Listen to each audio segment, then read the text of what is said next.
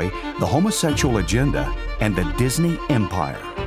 The movement Don started paved the way for Christians to boldly stand for truth and righteousness in a hostile culture.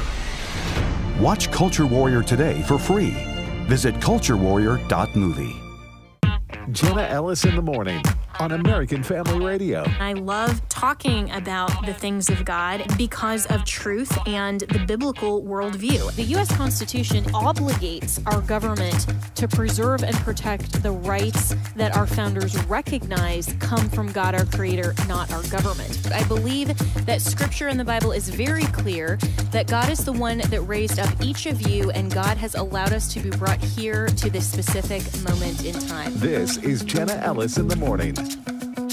Good morning. It is Friday, July 11th, and this marks 1 week since President Trump signed the One Big Beautiful Bill. And the reaction from the left is already, well, how is he going to sell this? And how is this going to impact midterms? And if he doesn't actually have any specific wins on this and we don't see some tangible results on this, and this is going to spell doom and gloom and disaster for the Trump administration, which I find frankly laughable because the Democrats really have nothing to run on except they hate Trump.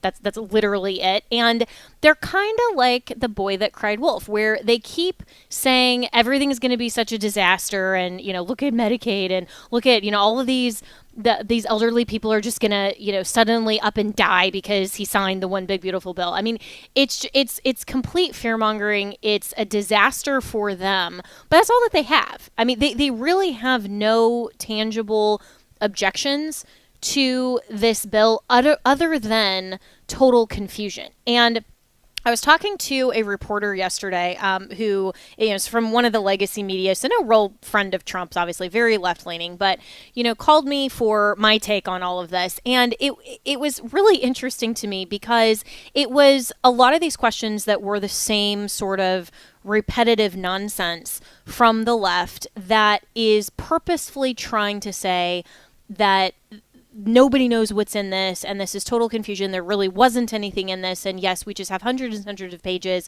of things that are going to be terrible for the American people. I don't see that being the case for the base and for conservatives as a whole, because while yes, this is a monumental piece of legislation, it is a big omnibus bill. Would we prefer as conservatives to always have things as like one issue line items? Yeah, maybe that's preferable. But I think that Jim Jordan and I had a conversation a week or so ago on my program that he made a very good point that a lot of these things, if they were line items, wouldn't actually get through the Senate, which is a problem, I think, for conservatives and tells you why elections matter. But this is something where the Trump administration, and I think conservatives as a whole, and Christians in particular, can point to different emphases of this piece of legislation and say these are significant wins and these are things that absolutely we should pass. Now, is this a perfect bill? No, but what really defines perfect? I mean, we could have the standard of traditional conservatism. We can obviously have the biblical worldview standard. But in terms of policy, a lot of it isn't black and white. A lot of it is a wisdom issue.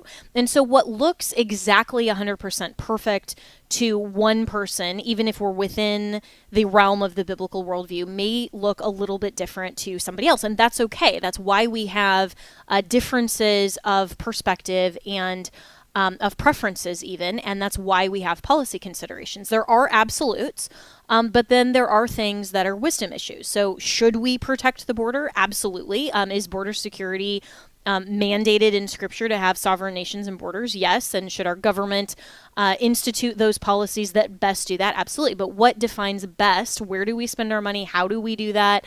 Where do we engage? Those are all questions and determination of wisdom issues. And so I think when it boils down to it, when we look at the One Big Beautiful Bill, and even the week later, as much as there was some conversation early on from conservatives and even the Freedom Caucus, even those like Chip Roy and Thomas Massie came around at the end because they recognize that the good should not be the enemy of the perfect. And I think that is a really good lesson in policy. And Speaker Mike Johnson used to always tell me, and this was way before he became speaker, but when he was still in Congress, just in leadership, he would always say that Congress is a team sport. And you're not just the one chief executive, certainly not a dictator. We don't have those in America. But you have to recognize kind of where there's give and take and where you can support the overall agenda as a whole as being a very good thing.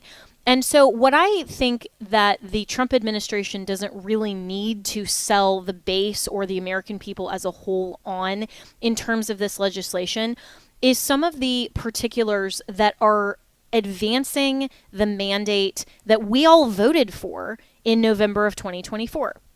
That mandate included reduction in federal spending. Should there be more, as Elon rightly points out? Yes. But is there some? Yes. So we all voted for that. We voted for border security.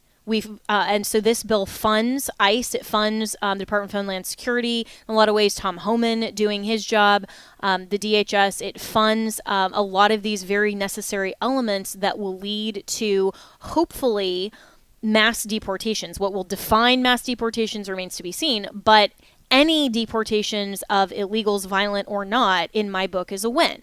Much better than the Biden administration allowing hundreds of thousands of illegals across the border to not assimilate and to just come here. We don't even know if they were violent or not. We know some of them.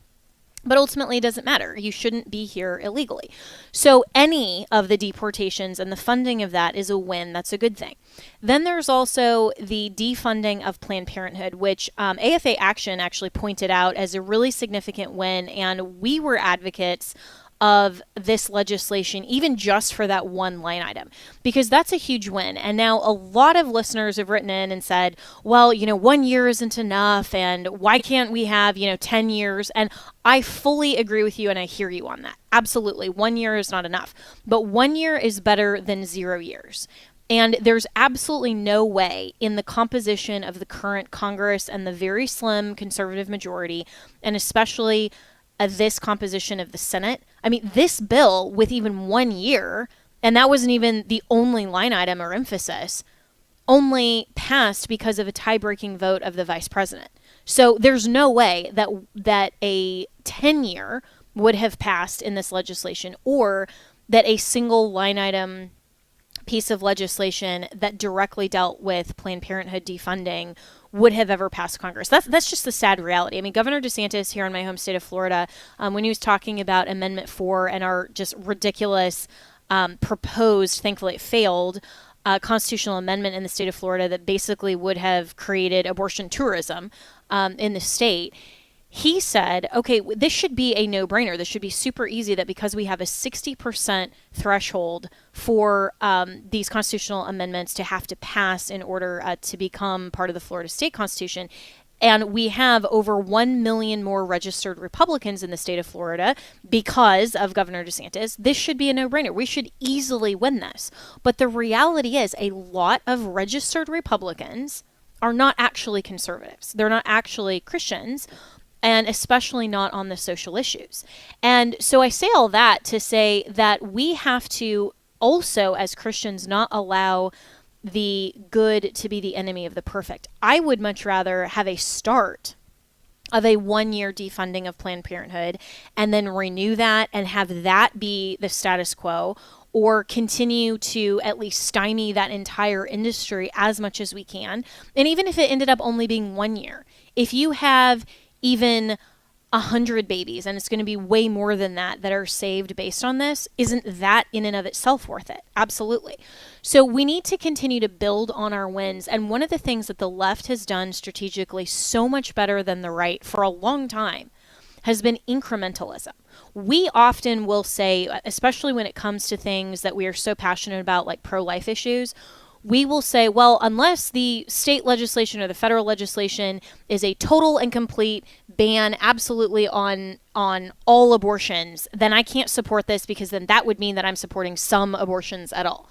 And so I don't think that we need to have that mentality, because if we are advancing legislation or defunding Planned Parenthood or any of these things that even starts getting us to where we want to be, that is overall a good move. That's still saving babies, that's still changing policy, and that's still having the ball move in the right direction. And if we are saying it's basically all or nothing, then every single time in policy, it's going to be nothing. I mean, that's just the way that Washington works. That's the way that state level politics works. That's just the way that a lot of policy works, is you're never going to get 0 to 100. It just doesn't work like that. And so when we have this type of win, I think we need to celebrate that. We need to take a moment and say, this is amazing that we actually have, with this type of composition of Congress and the Senate, we actually have a vice president that's willing to cast that kind of tie-breaking vote, and a president and a Freedom Caucus as well that are willing to say we have to have this as part of the legislation. I know that my good friend Chip Roy, Congressman Chip Roy, who's on this program quite frequently, sent out a press release the day that ultimately this was passed out of the House for the second time and then moved to President Trump's desk, saying, a lot of these things that were even more significant wins wouldn't have happened if the Freedom Caucus as a bloc didn't band together and actually say, well, these are a few things that are non-negotiables for us. And that's the way that Washington works in terms of that kind of negotiation. So I give them credit for that. I give President Trump and the administration credit for that. Now, is an omnibus the best way to go usually? No. But again, what actually passed and where we're sitting now compared to where we were previously in terms of this budget reconciliation, I think overall is much better for the American people. And I think that Trump isn't going to have to sell it as much as the left and the mainstream media and the pundits on, MSNBC and whatever are going to say, because mostly the American people have already bought into it. And the base, certainly, if anything, they're saying we didn't go hard enough. We didn't, fund the border enough. We didn't provide tax breaks enough. We didn't defund all of the DOJ priorities enough. We didn't defund Planned Parenthood enough. So they want more of this, not in any way less, or all of this fear-mongering from the left. So I don't see it as the Trump administration having to sell this as much as just continue to advance wins on behalf of the American people. And I don't see that this is going to be a really huge issue for the midterms. It may be if there's some, myopic focus that the Democrats get a hold of that they try to make hay over. But really, if the president and then also the conservative side can stick to the mandate of 2024 and really deliver over the next year and a half, I think that that's going to have a more significant impact on the midterms than possibly anything else. And so we need to be praying for our country. We need to be praying for those in office, for everybody who are elected, and primaries absolutely matter. We can't just wait as Christians to vote just in the general and say, well, we're going to vote party line and it's a no-brainer kind of thing, because there are better candidates than others. I mean, you wonder why we get to a 50-50 split in the Senate.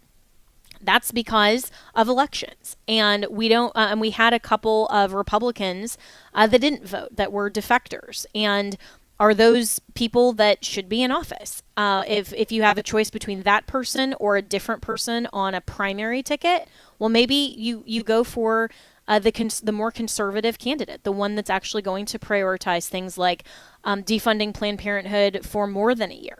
So all of these things matter, and we can't just see the end result and complain about it. We have to start at the very beginning so that we lay the groundwork of the personnel and the people who are in these elected positions, so that then when they get to actually voting on these issues and debating and discussing them, we'll have a much wider contingent, and we'll have even some excess of votes that we would need. Wouldn't that be amazing if we had such a conservative majority that party didn't even matter? It's just there were enough people in elected office in our federal government that understood the priorities that America really should have, and a moral and upright government, that we didn't even have to care about party. It was like Republican or Democrat, they're all going to vote for the things that are right and righteous. I mean, that's obviously kind of a pipe dream, but that should be, I think, our goal, and we can get there. But in the next segment, I want to talk about an angle of this and continue this with a special guest and talk about Elon's idea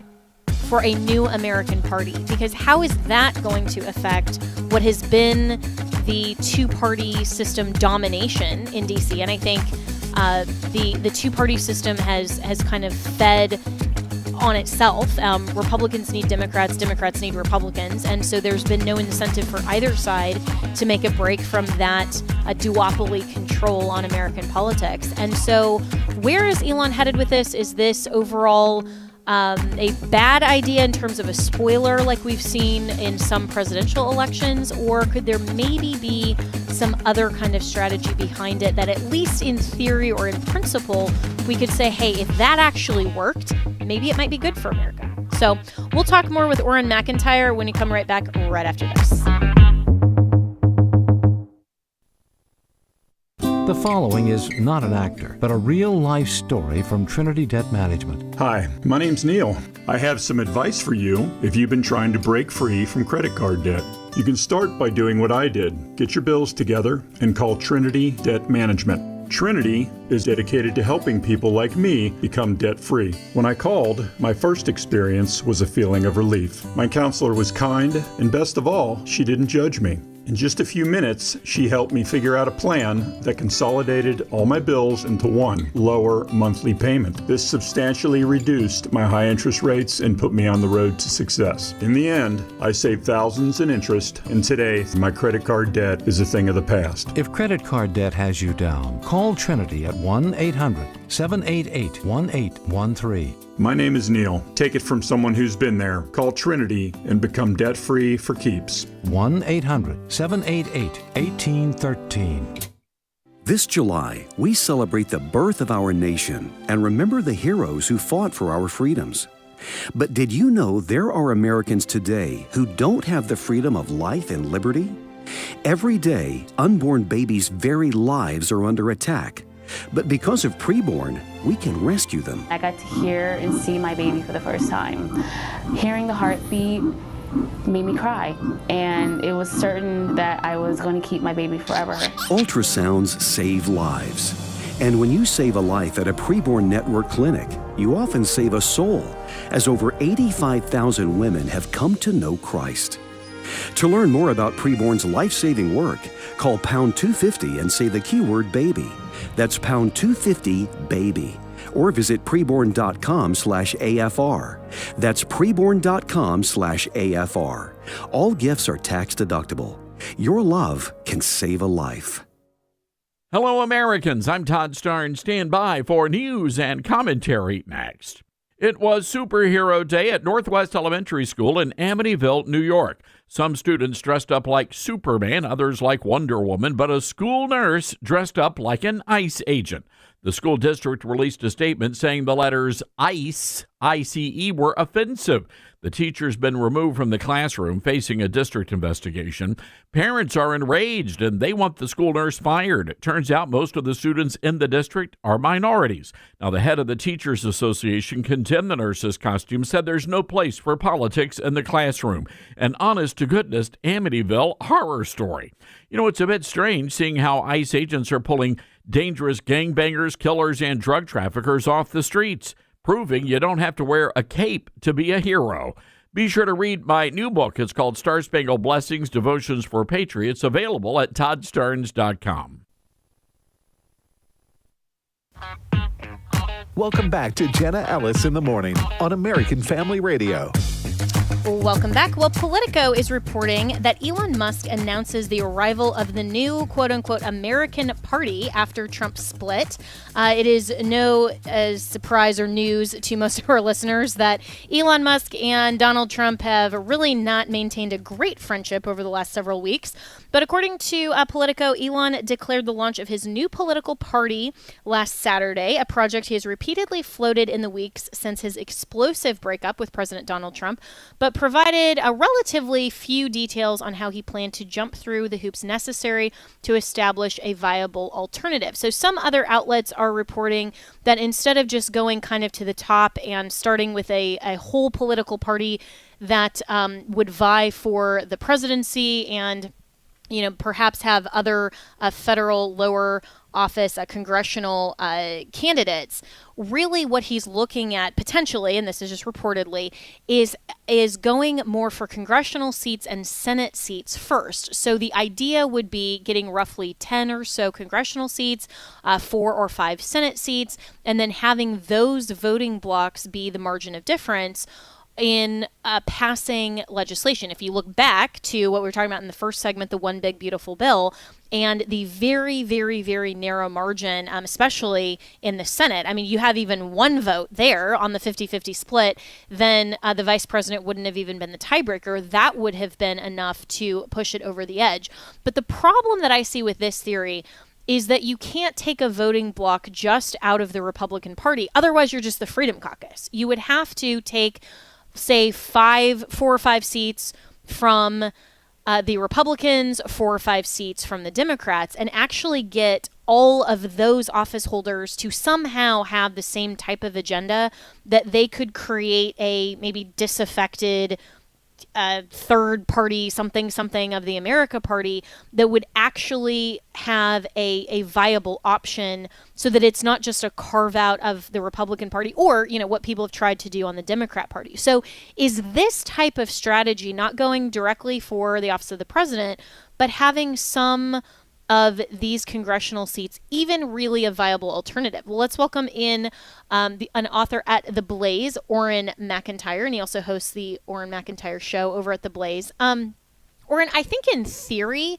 this could work if you could get that kind of a voting block that was maybe purple, as it were. But is this even really practically viable in the reality of American politics? Absolutely not. And pretty much everything through history proves this to be exactly correct. You can go back and read John C. Calhoun talking about how our system will always produce 2 parties, and it will, only 2 parties who will vie for control of the country. The last time we saw a big party switch in the United States where we actually had a viable third and then fourth party was when Abraham Lincoln ran, and then we had the Civil War. So when the mathematics when it comes to American politics simply show that over and over again, third parties just don't succeed. And if you have any question, look at the Libertarian Party, who thought they were teed up multiple times with disastrous candidate slates from the Republicans and Democrats in the last few elections and barely made any kind of dent. Yeah, and I think that unfortunately you're right, and it is just the nature of American politics that we have this stranglehold on the 2-party system. But that's honestly really frustrating to me, and I say that as a conservative, not obviously as a member of either party for purposes of this conversation, because I don't always agree with what Republicans do. I'm not one of those people that say, if they have an R after their name, then whatever they say is gospel, and if they have a D after their name, then of course it's always terribly bad.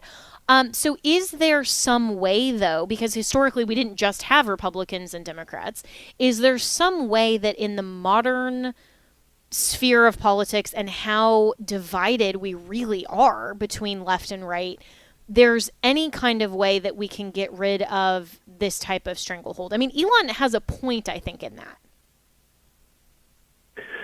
Not without switching to a parliamentary system. Again, it's just the first past the post nature of our electoral system reliably drives us to this. We haven't always had Republicans and Democrats, but we have always had 2 completely dominant political parties in the United States. Again, the last time we flipped what those parties were, it literally led to the Civil War. So the structural nature of our government is, exactly this. And, Elon Musk actually recently sat down with Curtis Yarvin, one of my favorite political theorists of the modern world, but apparently tried to get his advice on this and immediately unfollowed him on Twitter afterwards, because I imagine Curtis told him that a third party is the saddest clown in the entire circus. And so I just don't think he's going to run into anybody who will give him an honest answer, who's going to tell tell him this is a good idea. I'm sure there are consultants. There's a lot of people who have gotten rich off of trying to get upstart third parties onto ballots and get them, ballot access across the U.S. and all the states and everything. But it never turns into anything. So it's a great way to enrich consultants, and Elon's got plenty of money, so I'm sure there's plenty of consultants telling him exactly what he wants to hear. But once he hears anybody who actually has any understanding about how the political system works and isn't just being paid to line their pockets and tell him what he wants to hear, they're going to tell him, no, this is absolutely not going to happen. Yeah, and too bad there weren't more consultants like that were, that didn't work for Trump. But that's a whole other conversation, I think. But you're right. I mean, the consultant class is willing to be kind of the hired gun for almost anything. So what is really Elon's point? I mean, he's a smart guy. He's got to know the practical reality of the situation. And so is this just something that is maybe a bluff to try to get his relationship with Trump back, or maybe save face, or, why is he even floating this? It's a great question, and that one I'm not sure about. I mean, a lot of people have rallied behind Elon on this. I've even seen libertarians and some, deficit-hot Republicans, talk about Elon and praise him for this. It's a very strange maneuver because Elon has never been against government spending until 10 minutes ago. This is a guy who built a large amount of his business model on receiving government contracts and carve-outs and subsidies.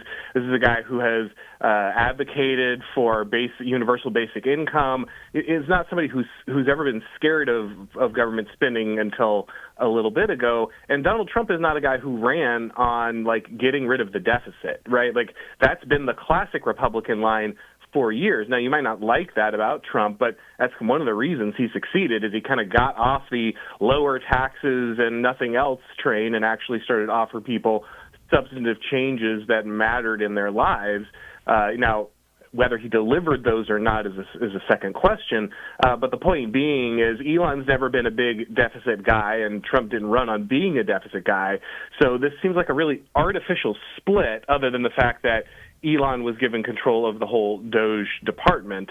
I can understand, I guess, personally, why after being given that task, not being able to complete it to his satisfaction, he might find this somehow, frustrating. I can completely understand that. But it just seems a very weird thing to stake your reputation on when it really hasn't been like a core value of Elon Musk or Donald Trump previously. And I'm speaking with Orrin McIntyre, who's an author over at The Blaze. You can follow him on X at Orrin McIntyre. And I think that's a really interesting observation, and one that I agree with, that Elon likely, and I think from his public statements we can infer this reasonably, he likely wanted to have a lot more policy input for his approximately $300 million that he gave to Trump's reelection campaign. And when he saw, he was over Doge, but those were just recommendations. That wasn't actually dictating policy. It was almost like he got a little bit of the taste of power, but because he's not the elected, now he wants to go and actually control those offices himself, even if he himself is not going to run for them. So I find actually this fascinating, that he's floating this new party and being more of a kingmaker in light of what happened, or at least what we know that's been reported to have happened between him and Trump, versus, why isn't he perhaps mounting his own campaign and saying, well, you know what, since Trump didn't let me dictate policy in the way that I think is best for the American people, hey, I'm going to throw my hat in the ring for 2028. I mean, is that potentially a possibility? I mean, anything's possible, but honestly, I think Elon mostly wants to get to Mars. And I think that politics is a way for Elon to get to Mars. And perhaps he did not, purchase a president to the degree that he thought he did. That would make sure that he could kind of get his project done without any kind of restrictions. I think there honestly was probably a big realization from Elon during the H-1B dust-up over the holidays, over the Christmas break, that he did not have the level of influence that he thought he had purchased inside the MAGA movement. And so, that may be the motivation, but I don't think being in charge is his ultimate end. So he wants to get to Mars instead of the Oval Office. That's that's definitely a different focus than your average person in Washington, D.C. But But overall, then, Oren, in just the last 2 minutes we have in this segment, and then I want to hold you over to get to another topic that has been floating around this week that I think is worth delving into. But the last question I have on this topic then is, where do we go from here in terms of the two-party system in this sense? I mean, I know that there's a ton of conversation around, whether it's the reformed GOP, it's the establishment that's going to take back over after Trump, or no, we're past that. This is the new, MAGA party. All of those things internally, fine. We can, redefine what the red party means. But overall, with a two-party system, I think it's actually a good thing to not have that kind of almost symbiotic necessity that the two parties have for one another in DC, because as much as they're public antagonists, they do truly feed off of each other and need each other to exist in DC. They fundraise off of messaging against each other. Neither could survive without the other. And so where do we go from here in terms of really getting things back on track, I guess, post-Trump, when we're looking at how, really how the parties themselves function hasn't changed a lot, or at least enough, in my opinion, under Trump? Yeah, and that's the real question is, will the Trump and his legacy, if he's able to hand things off to Vance or someone else emerges as an heir to that legacy, will that become the dominant force, and would that disrupt the way in which the two-party system has operated up to this point? Because as you say, there's a lot of pro wrestling out there, and I'm sure you know this better than me, having been much more in the thick of it, but most of these people have no clue. They have no interest in governing. There's a reason that Congress hands almost all of its responsibilities off to the executive branch anyway. These people exist to fundraise and go on Fox News or MSNBC. They don't actually know much about policy. The legislation is written by lobbyists and legislative aides, not by congressmen. They're not debating anything. We're not sitting down and having pontificating on the ins and outs of any given argument. It's people who are just grandstanding constantly. And unfortunately, I don't see that dynamic changing anytime soon, because that's really the incentive structure as our entire system is currently set up. I'm not sure how you solve this issue, but as long as the majority of representatives and senators are mainly just pro wrestlers, raising money, screaming on television, trying to get clicks on social media, they're basically influencers with a government salary attached. I don't understand how you're ever going to have a system of government that is closer to what the founders thought of as something that's a deliberative body where men who actually represent the interests of the people in their area come together and find some kind of shared understanding. It's that there's no incentive right now to do that between the parties at all. Yeah, unfortunately. But that'll remain the broader question, I think, for another day. And I would love to at least just see, the immediate policy get back on track and a lot of the Trump mandate be fulfilled. And and then we'll kind of live to fight another day, as it were. But Oren McIntyre, we got to take a break here, and I'll hold you over into the next segment, and we'll be right back to talk more about what in the world happened with this whole Epstein file debacle, because we really do need to address that before the weekend. So stick around. We'll be right back with more right after this.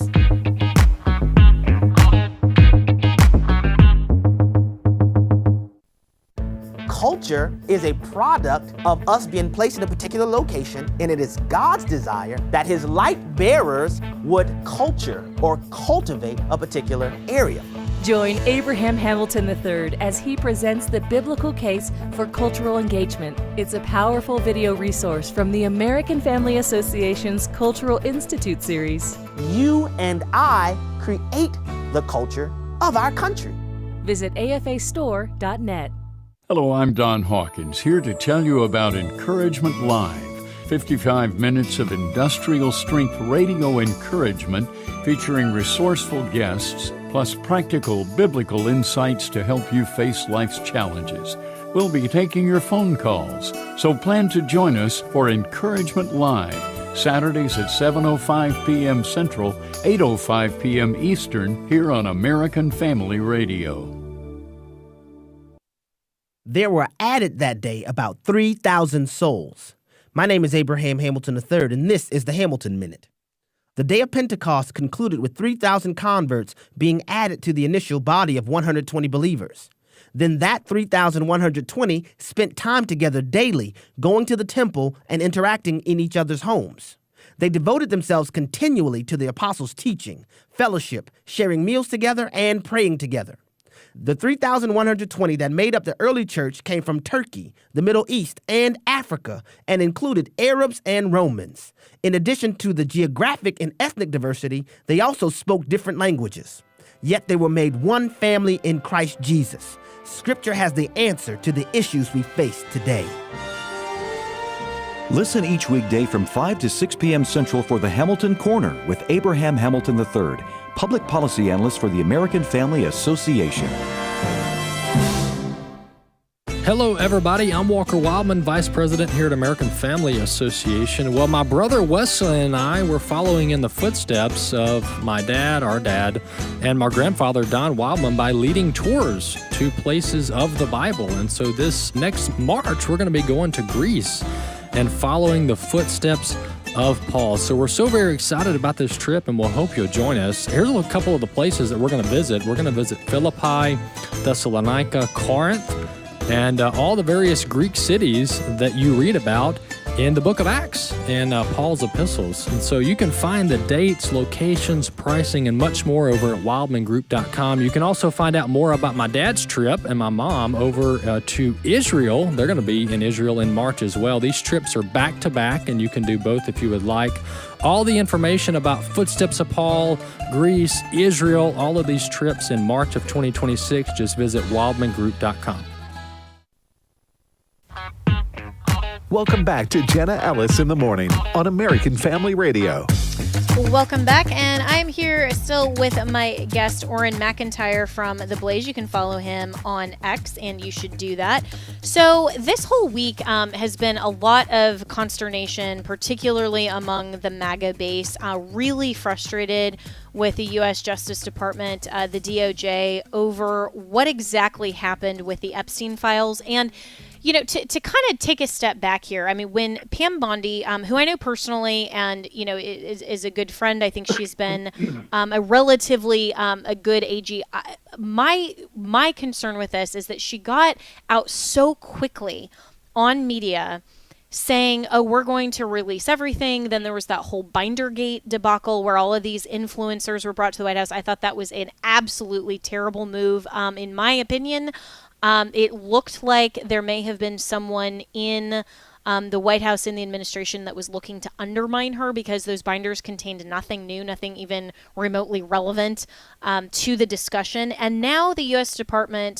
Justice Department, this according to Reuters, this is their headline, scrambles to defend its about-face on the release of the Epstein files. And so President Trump's Justice Department scrambled on Tuesday to answer questions after its leadership concluded there was no evidence to support a number of long-held, quote-unquote, conspiracy theories about the death of accused sex trafficker Jeffrey Epstein and his alleged clientele.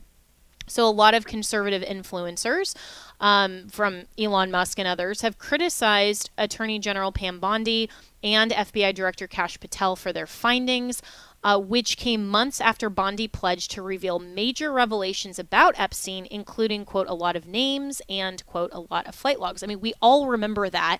So just back in February, Bondi told Fox News, it's sitting on my desk right now, when asked if she and the Justice Department would be releasing Epstein's client list. And so then on Tuesday, Bondi walked that comment back, telling reporters she was referring to the entire Epstein file, along with other files pertaining to the assassinations of JFK, Martin Luther King Jr., and that's what I meant by that. So, Orrin, I'm not particularly convinced by the spin that Bondi and the DOJ are putting on their lack of release for the Epstein files, but and particularly the client list. But I was never convinced to begin with just from my time in D.C., that the list, whether it had ever existed or not, was still in existence to be released to begin with, which is why back in February, I was really surprised when Bondi said that and was thinking, what exactly is she intending to release? Because I don't think there is anything to. So what was your take on this whole debacle? I mean, it's a giant disaster for the Trump administration from top to bottom. This is just, it's insane that, Kash Patel, Pam Bondi, and to some extent Dan Bongino built entire reputations talking about the Epstein scandal, about the obvious nature of the cover-up that was ongoing, about the amount of evidence that was available but not being utilized. Pam Bondi repeatedly, it wasn't just that one time where she said she had the client list sitting on her desk, which she clearly said, but she also repeatedly said we've got, hours and hours and hours of footage, the names of so many victims. We've got, all these videos of him doing horrible things, and we're reviewing them to see all the information we can get from them. Look, I understand there are sensitive details in here. Obviously, we don't want any children or victims hurt out of all of this. But if you're telling me that you have hundreds of hours of videos of Epstein doing criminal behavior and you don't have a single lead on a single client, that's insane. You want to tell me that there is no longer a physical list of names that, would just list every single person around the world who ever uses services and will reveal some grand cabal? Okay, I'll buy that. I understand why that wouldn't exist. But the fact that there's nothing forthcoming is just absolutely insane, and it looks really terrible for everyone involved. Yeah, I agree. And I think that personally, I think less of the optics blame is on Kash Patel and Dan Bongino compared to Pam Bondi, because they didn't get as much ahead of all of this as she did. And it is more up to the DOJ. But it is a really bad look for the Trump administration. And I think overall is one of those questions that then says, okay, well, why has this been building up for, literally the 10 years that Trump has been in politics? I mean, even prior to that, but at least related to Trump. And we've never seen anything. And now finally the DOJ, after literally bringing influencers and handing them binders saying, hey, this is going to be a major drop on the Epstein case. Now they're going, oh, you know what? Sorry about that. We don't actually have anything. We never had anything. And nobody should have expected anything. It's almost, I think, inflammatory to the American people to suggest that they weren't the ones that were hyping this and building us up to anticipate some kind of, mass arrest or like some type of movement on behalf of the DOJ.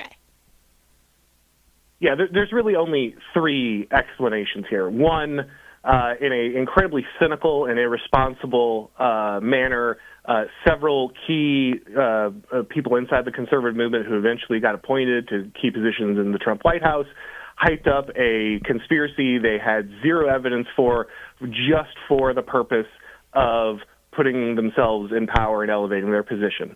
The other two are that someone like Trump is actually implicated in those, though it would be insane that, if that was true, that, no one just pulled one of these people aside at some point and said, hey, the boss is in this thing, so you need to calm down. So that one doesn't make any sense either.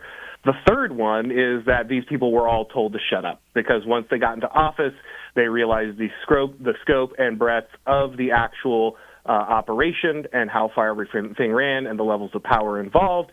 And they realized that no matter how much lying they had to do and how much it would tarnish their reputation, that was worth not revealing or dealing with the consequences of the actual situation. The sad thing is that we will probably never know which of those three things is true, but the problem is that all three of them are horrific and, again, have terrible implications for everyone involved. Yeah, and I think you're right to categorize it in those three ways, which then leaves a couple of interesting questions open, not just related to this particular situation, but the trust moving forward. I mean, Trump has wide popularity. His approval ratings are great. The One Big Beautiful Bill just passed, all of those things. But he's really taking a hit, I think, on his credibility personally in terms of what the base feels is a promise made and a promise that wasn't kept. And so is this, in your view, potentially going to cause the type of friction that we saw with former Trump attorneys general, that there was a little bit of blame shifting and then suddenly they found themselves out of favor? Could this potentially be the undoing of Pam Bondi? I mean, the obvious solution is to offer Pam Bondi up as kind of she mishandled this. There, the chain of custody and what we knew and everything was actually on the up and up, but she overhyped this and didn't handle it well and leaked it in the wrong ways and did the influencer event, and so she's the reason it's got to go. And that might work with a portion of the base, but the problem is that this isn't the only issue Trump is facing, obviously. He's got the knockdown drag-out over the bill with Elon. I don't think that one is as damaging, but it does hurt him a little bit. And very importantly, he's been floating this idea of maybe amnesty for farm workers and hotel workers. And that is another major, major betrayal of the base if it actually comes to fruition. Now, it seems like he's getting a lot of battles in the White House over this. I feel relatively confident that he will have people around him who will let him know that going forward with this, no matter what his Secretary of Agriculture tells him, that going forward with this will ultimately be a disaster if he does. But there's only so many of these things you can stack up. Trump can survive any one of them, except maybe the amnesty one individually. But if he allows too much of this to back up, then he will eventually start to fracture his base. So could firing Bondi alleviate some pressure in this area? Sure, but he really needs to get back on track with everything else, because that will solve one issue. But if he's got 3 or 4 more issues with the base, then eventually that crack will widen in the foundation. Yeah, and I think that's wise analysis. I'm talking to Orrin McIntyre, who's a host at The Blaze.